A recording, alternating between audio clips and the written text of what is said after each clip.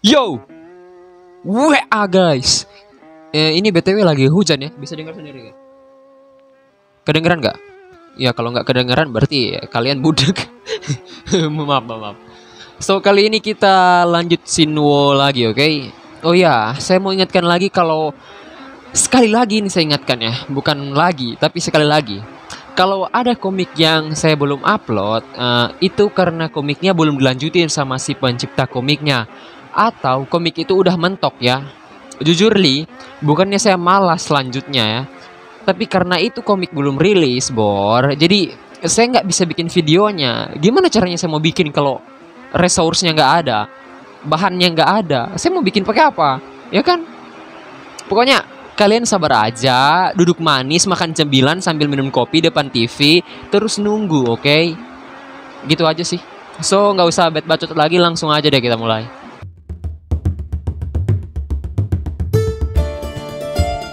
Cerita dibuka beberapa hari setelah Shinwo mengalahkan Joseon. Tepatnya di dalam sebuah tempat hiburan atau yang biasa disebut rumah bordil gitu loh. Kemudian tampaklah beberapa orang yang sedang bergosip tentang kejadian yang terjadi beberapa waktu lalu, yaitu perang saudara di klan Baekun. Di sini mereka juga bergosip tentang Shinwo yang menggunakan teknik leluhurnya yang sudah lama hilang. Mereka juga berbicara tentang Joseon yang mati karena ledakan Violent Thunder Bomb yang katanya tersembunyi di kediaman Red Cloud. Salah satu dari mereka kemudian memandang remeh Shinwo dan teknik bela dirinya. Dia berkata kalau Shinwo hanya orang bodoh yang menggunakan seni bela diri yang sudah tua. Yang lain kemudian langsung terpancing dengan kata-katanya. Mereka pun mengolok-olok Shinwo di situ. Tapi karena mendengar perbincangan itu, datanglah dua orang pengawal dari klan Baekun yang nampaknya sangat marah karena orang ini menghina Shinwo atau kepala klan mereka. Sontak, mereka berdua lalu memanggil si tukang gosip ini untuk ikut sebentar dengan mereka. Dan ya, seperti yang kita duga, si tukang gosip ini lalu dihajar habis-habisan sampai-sampai dia memohon-mohon ampun.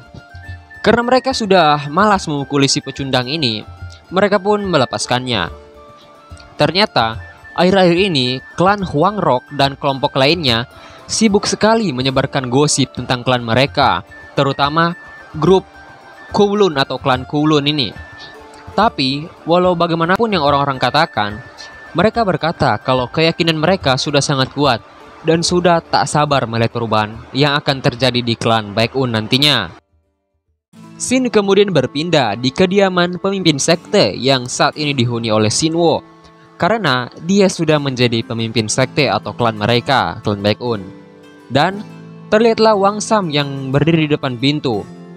Dia mengucapkan salamnya kemudian pergi dari situ. Ternyata Shinwo sudah mengunci dirinya di dalam ruangan selama 5 hari sejak kejadian itu. Wang Sam lalu bertanya-tanya apa yang sebenarnya dilakukan Shinwo di dalam sana. Lalu terlihatlah Shinwo yang sudah kurusan.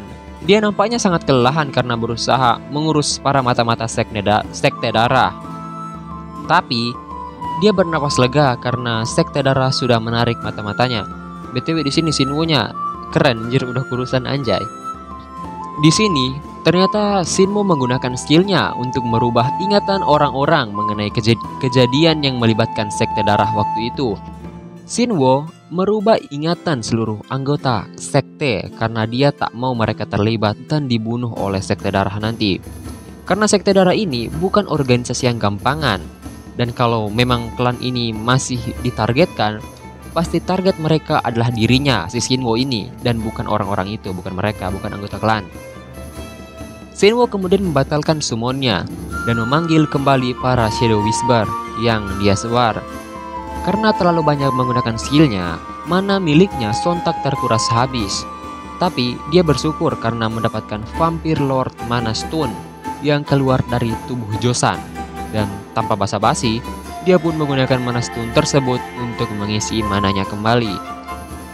Dia pun sudah kembali sehat, tapi di sini dia masih khawatir dengan sekte darah. Tetapi karena sekte darah itu organisasi tersembunyi, mereka pasti tak akan menyerang langsung. Jadi, dia hanya perlu menjadi lebih kuat saja. Tak lama kemudian, Shinwo lalu menggunakan skill miliknya, yaitu Pocket Dimension.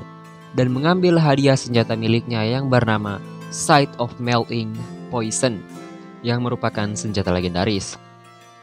Shinwo kemudian mencoba mengayunkan senjata itu untuk mencoba kekuatannya. Tapi, dia merasa aneh karena senjata itu sangat akrab dengan dirinya, padahal ini senjata pertamanya yang dia gunakan. Tapi, senjata tersebut memiliki semacam segel yang mungkin dipasang pemilik sebelumnya. Shinwo kemudian mencoba untuk melepas segel itu dengan menggunakan semua jenis ki miliknya ke dalam senjata itu. Tak diduga, senjata tersebut lalu terlepas darinya seakan dia menolak semua jenis ki milik Shinwo. Dia merasa kalau senjata itu marah padanya. Karena itu, dia yakin kalau senjata ini memiliki ego atau ini merupakan senjata ego. Dia kemudian membaca kalau untuk menggunakan senjata itu, maka dia harus mengisi ulang natural power miliknya. Sontak Shinwo ini bingung dengan natural power yang dimaksud di sini, karena dia tak memiliki sejenis energi seperti itu.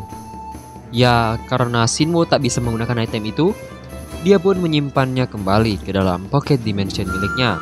Setelah itu, Shinwo kemudian berpikir, bagaimana kalau dia meningkatkan kekuatannya saja? Sontak, Shinwo pun langsung ingin mengeluarkan sesuatu dari dalam sana atau dari dalam pocket dimension miliknya. Dan itu ternyata adalah mayat para pengkhianat faksi Red Cloud yang dia ambil dan simpan di dalam pocket dimension miliknya. Shinwo melakukan ini tentu saja untuk membangkitkan mereka sebagai skeleton miliknya sendiri.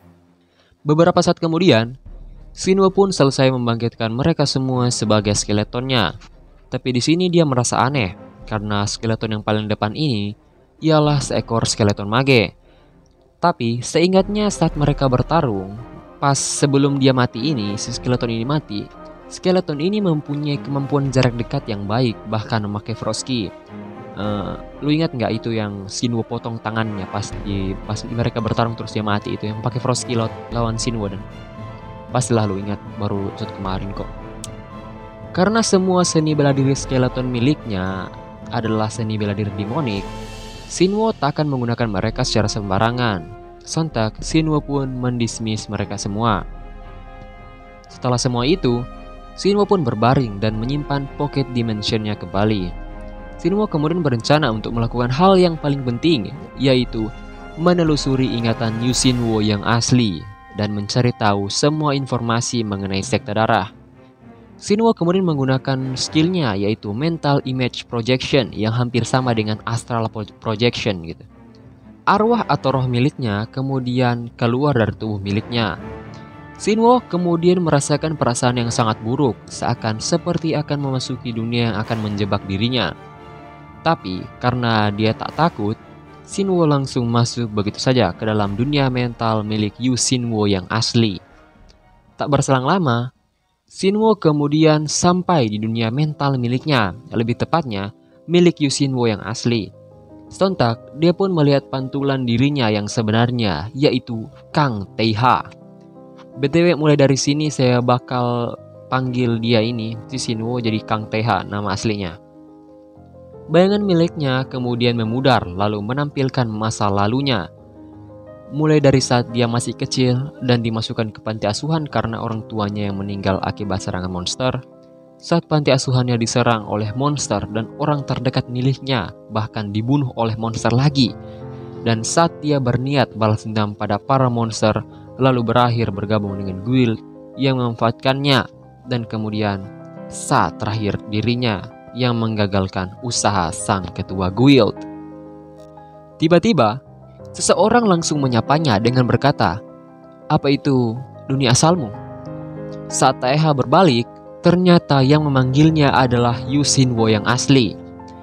Taeha yang melihat Yu Shinwo di dalam dunia mentalnya mengira kalau Yu Shinwo akan merebut tubuhnya. Di sini, dia pun berpikir kalau dirinya harus siap untuk bertarung. Yu Shinwo kemudian mengetahui apa yang dipikirkan Taeha. Karena itu, dia berkata kalau dia tak ingin merebut tubuh itu dan hanya berniat untuk membantu Taeha. Dia pun berkata kalau dia akan memberikan sesuatu yang selama ini Taeha cari. Dan tiba-tiba, laut tempat mereka berpijak pun terbelah menjadi dua sisi. By the way, ini tuh melambangkan kehidupan Yu Shinwo yang terbagi menjadi dua sisi. Mereka berdua pun turun ke dasar laut yang terbelah itu. Taeha kemudian terdistrek dan melihat ke sisi kanannya. Lalu terlihatlah kehidupan Taeha saat dia tereinkarnasi menjadi Yusinwo. Karena melihat itu, dia sangat yakin jika yang ini adalah kehidupan di mana dia tereinkarnasi. Berarti di sebelah kirinya adalah saat dia tak tereinkarnasi menjadi Yusinwo. Dan seperti dugaannya, itu memang benar. Karena terlihat jelas kalau Shinwo yang ini terbaring kaku, singkatnya udah jadi mayat. Ingatan itu kemudian memudar seakan-akan memanggil Taeha untuk masuk ke dalam. Di hari aku mati, timeline dunia ini terbagi menjadi dua. Ada sesuatu yang membuat dunia ini tak berubah, tapi aku tidak tahu apa itu. Tetapi, sebagai gantinya, dunia ini terbagi menjadi dua timeline. Saat aku mati, dan saat aku bangkit kembali sebagai dirimu. Kurasa aku tahu apa itu. Itu pasti karena batu yang kumakan ini. Jadi terdapat timeline yang berbeda di mana aku tak dibangkitkan sebagai dirimu. Shinwo pun mengangguk dan karena melihat itu, maka tujuannya sudah jelas, yaitu masuk ke dalam timeline itu. Tiba-tiba Shinwo kemudian memperingatkan si Taeha kalau dia pasti akan menyesali hal yang dia perbuat ini yang akan dia lakukan. Taeha sudah pasti akan mengalami kehidupan miliknya yang dipenuhi oleh kekelaman dan ketakutan. Taeha kemudian tersenyum dan berkata kalau dia tak akan pernah merasa takut atau dilahap oleh rasa takut. Taeha kemudian masuk ke dalam timeline dunia yang berbeda tersebut. Taeha yang telah pergi ke situ kemudian masuk ke dalam mayat Shinwo dan sukses masuk ke dalam timeline kehidupan yang berbeda atau timeline kehidupan yang satunya. Di sini, Josan sedang tertawa kegirangan karena melihat kalau mayat milik Shinwo ini memiliki potensi yang sangat luar biasa sebagai Jiangxi hidup. Jiangxi hidup ini maksudnya Jiangxinya tuh memang masih mayat, tapi dia punya pikiran dan emosi seperti manusia, kayak pembangkitan sempurna lah. Sementara itu, Taeha bisa merasakan indera dan pikiran Shinwo, tapi belum bisa menggerakkan tubuhnya. Josan lalu membunyikan sebuah lonceng kecil di tangannya dan membangkitkan Shinwo. Sesuai dengan yang saya jelaskan tadi, Jiangxi hidup itu memang masih mayat, tetapi Jiangxinya punya pikiran layaknya manusia dan juga punya emosi. Karena merasakan itu, Taeha sadar kalau ini lebih seperti ritual pembangkitan yang sangat sempurna. Dia pun tiba-tiba diperintahkan untuk tidur, dan karena dia saat ini dikontrol oleh Josan, dia kemudian menurutinya.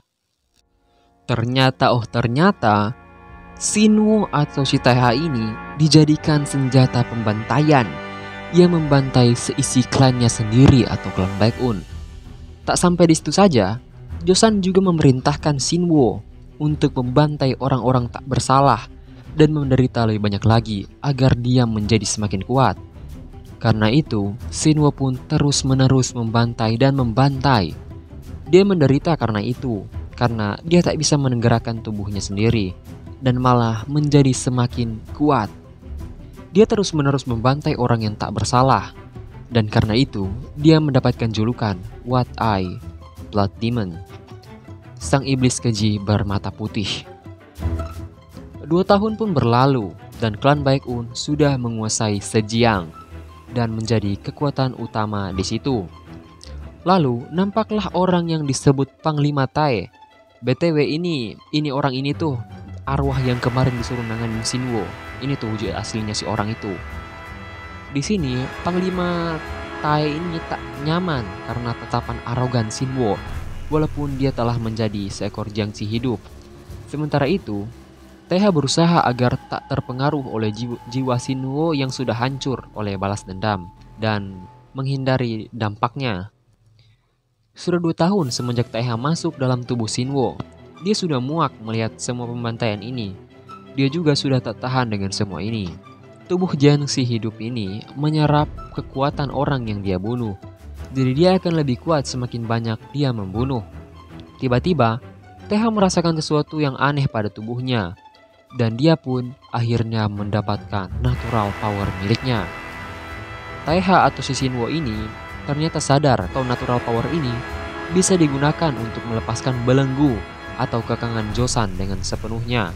Dan kalau dia bisa memanfaatkannya, dia bisa melepaskan kekangan itu.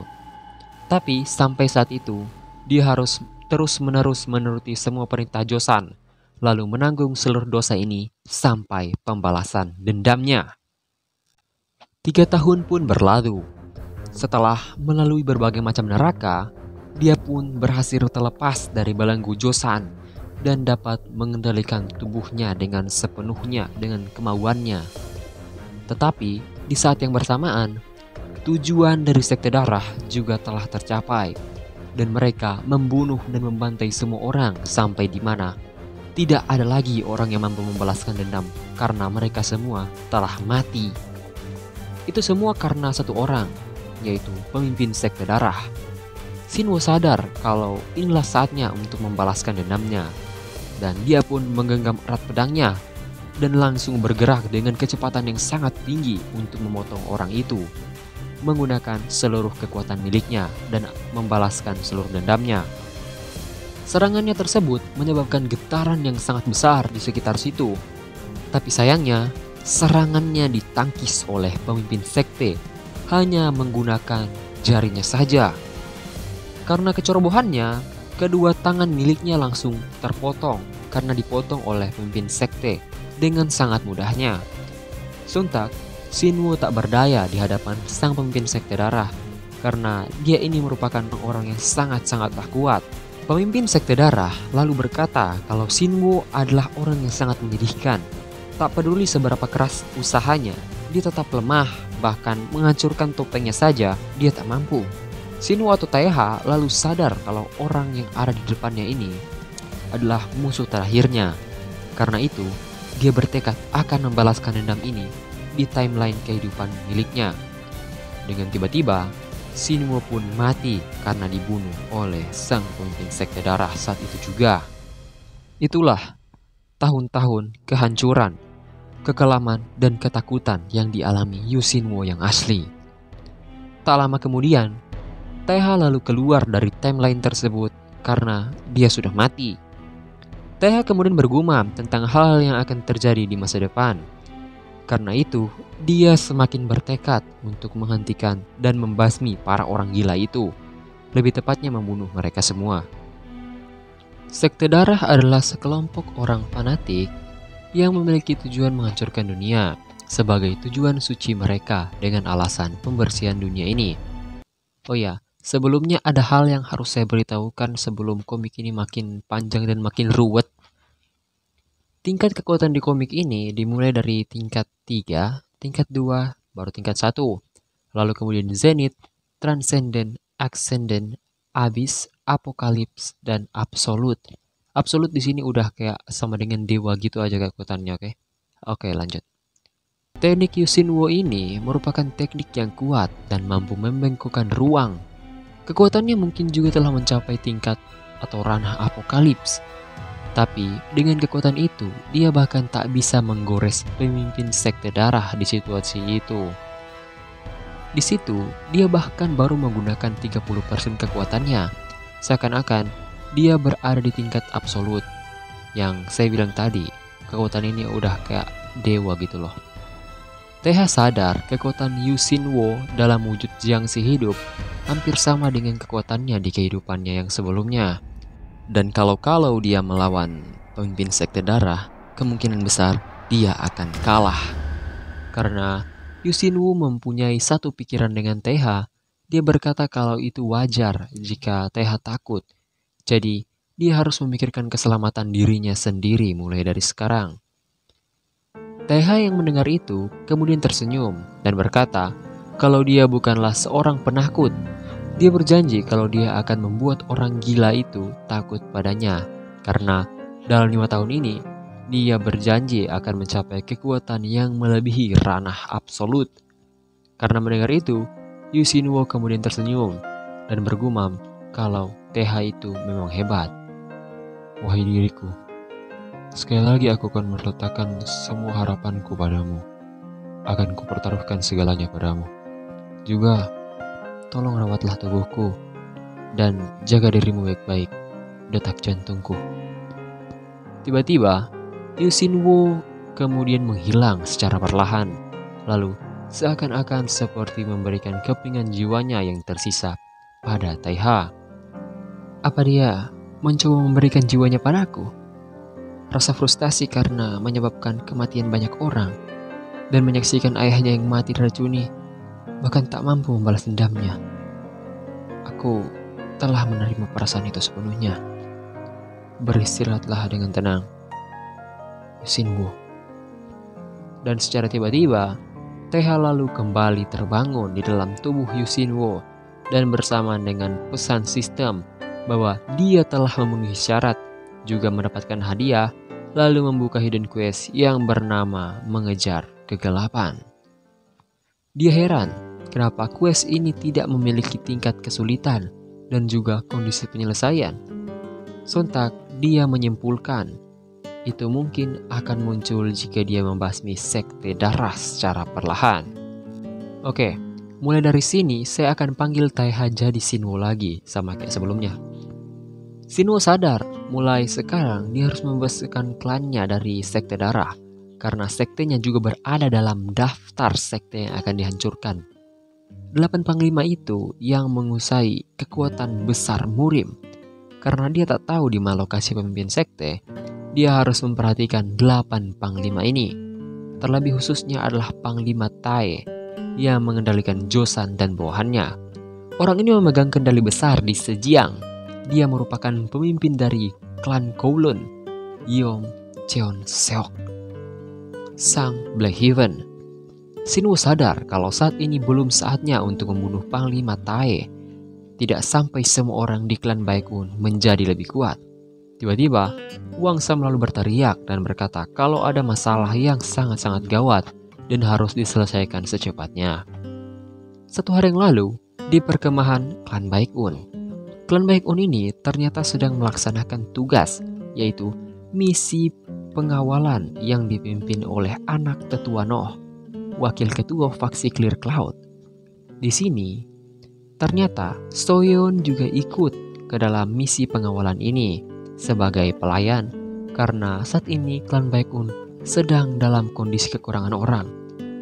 Mereka merasa bersalah karena meminta bantuan gadis kecil yang pincang untuk membantu mereka dalam pengawalan ini.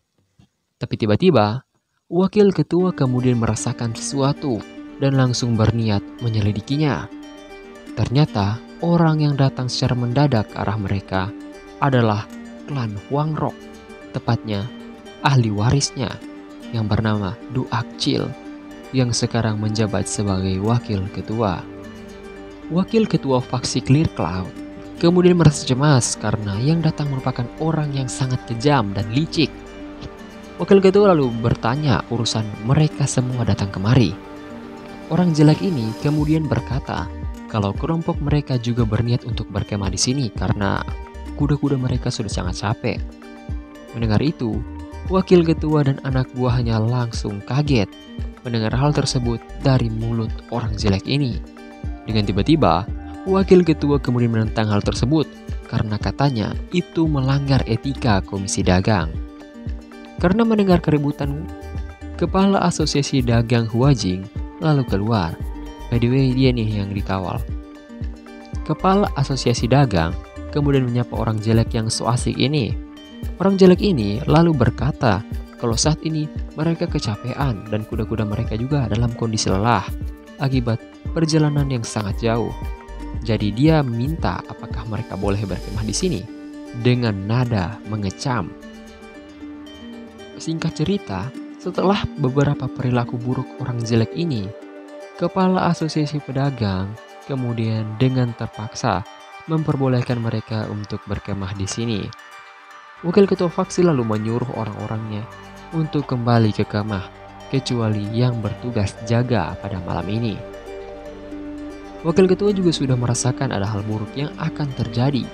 Jadi dia menyuruh salah satu anggotanya untuk kembali ke klan Baekun dan memberitahukan kepala klan kalau ada konflik yang terjadi dengan klan Hwangrok, musuh bebuyutan mereka. Orang itu lalu pergi dengan sangat terburu-buru. Wakil ketua lalu memperkirakan kalau bantuan akan sampai sekitar 8 jam. Jadi mereka harus bertahan selama waktu tersebut. Sekitar 6 jam kemudian, terdengarlah teriakan di sekitaran kemah klan Hwangro dan klan Baekun. Itu ternyata berasal dari Soyeon yang sedang ditodong dengan pedang di lehernya oleh orang bermuka jelek ini. Karena mendengar teriakan itu, wakil ketua dan anggota lainnya yang mendengar itu dengan cepat pergi ke arah suara tersebut. Di sini, Soyeon ternyata dituduh sudah mencuri Ice Jade, yaitu harta milik klan Hwangro. Soyeon lalu menangis karena dia tak mencurinya. Wakil ketua dan pengurusnya di situ kemudian berkata kalau tak mungkin Soyeon melakukan itu. Bahkan mereka juga tak memiliki bukti apapun kalau Soyeon yang mencurinya. Tapi sayangnya, hal itu tak didengar oleh si orang jelek lolicon ini. Mereka berkata kalau akan membawa Soyeon untuk menginterogasinya di markas mereka. Singkatnya, si jelek ini berkata kalau klan Baekun harus membayar biaya untuk Ice Jade mereka, atau Soyeon akan dibawa oleh mereka sebagai gantinya. Tapi kalau mereka tak mau, dia mengancam kalau akan ada pertumpahan darah di sini. Tapi dengan tiba-tiba, tangannya lalu diserang oleh sesuatu dan membuat Soyeon terlepas dari si jelek ini. Dan seperti yang kita duga, yang menyelamatkan Soyeon adalah kepala klan Baekun, yaitu Yu Sinwo. Setelah sampai di situ, Sinwo langsung menyuruh wakil ketua untuk melakukan apa yang harus dia lakukan, yaitu menyelamatkan Soyeon secepatnya. Sontak dengan sangat cepat, dia pun mengambil Soyeon dan membawanya ke sisi mereka. Karena ketakutan, Soyeon dengan tiba-tiba langsung memeluk Sinwo dengan erat. Sinwo maksud saya. By the way, jadi keinget Yetian sama Yayu ngeliat scene ini ya. Pelayan si orang jelek ini kemudian meneriaki Sinwo karena dia berani menyerang tuannya dengan menggunakan senjata rahasia miliknya, milik si Sinwo. Sinwo lalu menyangkal dan berkata kalau dia hanya menggunakan batu untuk mendisiplinkan binatang hina yang terlepas. Mereka pun baru menyadari kalau yang dilempar Sinwo hanyalah sebuah batu. Lambat loading otaknya nih orang-orang ini. Karena salah paham, mereka kemudian memperkenalkan diri dan memberi hormat pada kepala klan Baekun, yaitu Yu Sinwo. Setelah itu, orang ini langsung berkata untuk meminta ganti rugi pada Sinwo dan meminta Soyeon diserahkan ke mereka karena harta mereka yang telah dicuri oleh Soyeon, katanya. Karena Sinwo sangat mempercayai Soyeon, dia tentu saja tak menyerahkan Soyeon pada orang ini. Mendengar hal itu, dia lalu marah pada Sinwo dan memperlihatkan muka jeleknya yang sangat jelek. Sinwo kemudian berkata kalau ini persoalan Ice Jade. Jadi, mungkin dia juga memiliki beberapa pengetahuan tentang itu. Sinwo lalu menjelaskan seluruh pengetahuan miliknya mengenai Ice Jade milik mereka atau harta milik mereka ini, yang katanya sebenarnya adalah mutiara kerang azur. Tapi orang ini kemudian merendahkan Sinwo dan berkata kalau yang dikatakan Sinwo itu hanyalah omong kosong. Sinwo kemudian mengambil sesuatu yang ternyata merupakan alkohol dari kepala asosiasi. Dia berkata kalau orang yang menyentuh Ice Jade, jika tangan mereka disiram dengan alkohol, maka tangan mereka akan mengalami perubahan warna. Sontak, untuk membuktikan hal itu, Sinwo langsung menyiram air itu ke tangan Soyeon. Dan tentu saja tak terlihat perubahan apapun pada tangannya karena dia memang tak pernah menyentuh Ice Jade sekalipun. Orang itu lalu tak percaya dengan omongan Sinwo dan berkata kalau itu cuma karangannya saja. Tapi tiba-tiba Sinwo langsung berkata, bagaimana kalau kita membuktikannya dengan mencuci tangan orang itu? Karena tak ingin ketahuan berbohong, orang jelek ini kemudian langsung membunuh anak buahnya yang terbukti bersalah itu. Sontak, dia pun berkata kalau mereka akan memberikan kompensasi nanti karena perilaku buruk mereka. Tapi dengan tiba-tiba, Sinwo langsung memotong salah satu lengan milik orang itu dengan pedangnya dan berkata kalau dia merupakan orang yang sangat tak sabaran. dan akan mengambil kompensasi yang seharusnya mereka miliki sekarang juga. Hari itu juga di kediaman klan Huangrok, terlihatlah kepala klan Huangrok yang memarahi anaknya karena membuat banyak sekali masalah dalam satu waktu. Dia pun sangat kesal dengan anaknya karena membuat seluruh Zhejiang membicarakan Ice Jade karena perbuatan bodohnya. By the way, Ice Jade itu harta klan Huangrok ya, jadi masih ditutup informasinya. Jadi wajarlah kalau bapaknya marah banget karena informasi Ice Jade malah kebongkar karena si anaknya yang ya nggak punya otak ini. Ayahnya lalu berkata kalau ini bukan masalah sepele karena kelompok Kowloon atau si Panglima Tai itu sedang mencari itu atau sedang mencari Ice Jade ini. Dan kalau masalah ini tambah runyam atau tambah besar, mereka mungkin tak akan selamat dari klan Kowloon ini. Karena ingin mempercepat penyelesaian masalah ini, dia lalu berencana untuk menyerang klan Baekun agar mendapat kepercayaan penuh dari kelompok Kowloon lagi. Dia tak memikirkan reputasi klannya, karena pikirnya dunia hanya akan melihat pemenang, dan kalau mereka menjadi komisi terbaik di Zhejiang, maka reputasi mereka akan otomatis naik kembali. Orang ini lalu merasa sangat jengkel terhadap Shinwo karena telah mengambil tangannya.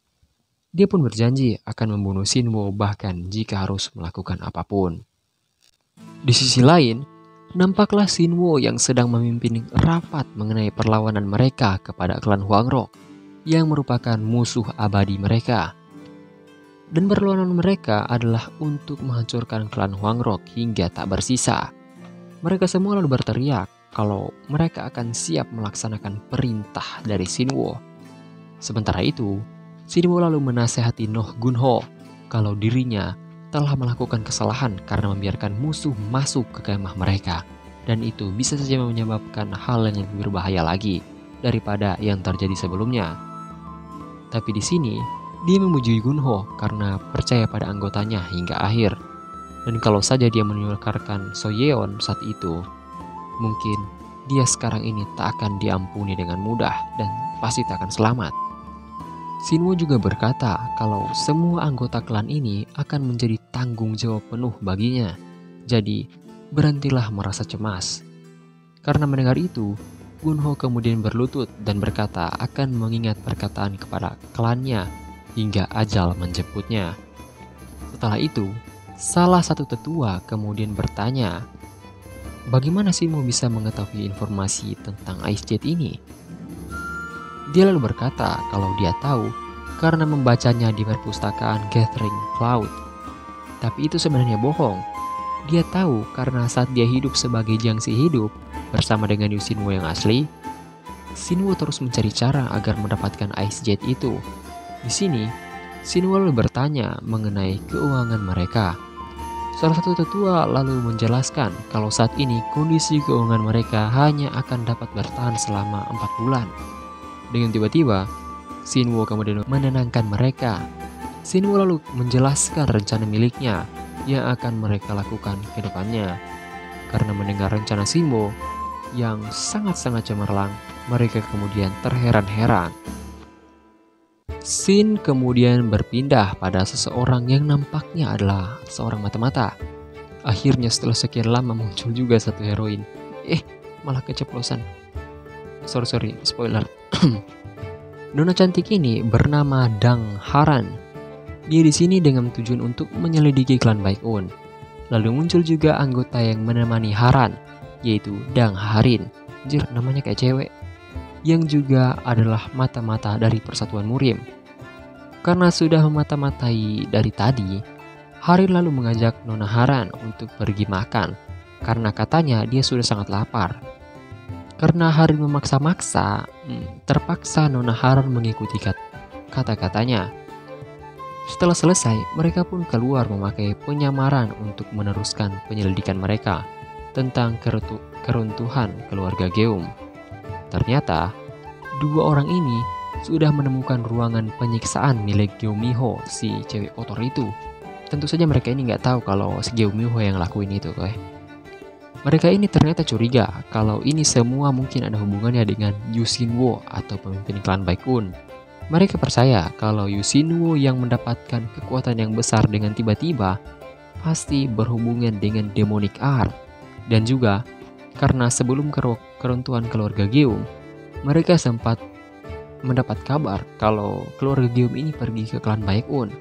Dan untuk mendapatkan bukti kuat, maka dia berencana untuk menyusup ke dalam klan Baekun dan mendaftar sebagai pengawal di sana. Harin sontak langsung menentang hal itu, karena itu merupakan hal yang sangat-sangat berbahaya.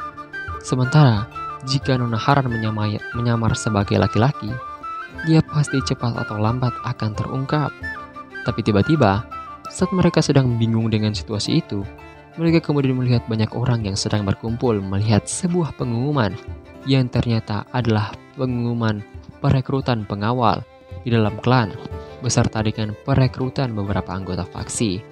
Tapi di antara semua itu, mereka melihat satu celah, dan itu adalah pengumuman di bagian terakhirnya yang ditandatangani atau disetujui langsung oleh pemimpin klan Baekun, yaitu Yusinwo sendiri.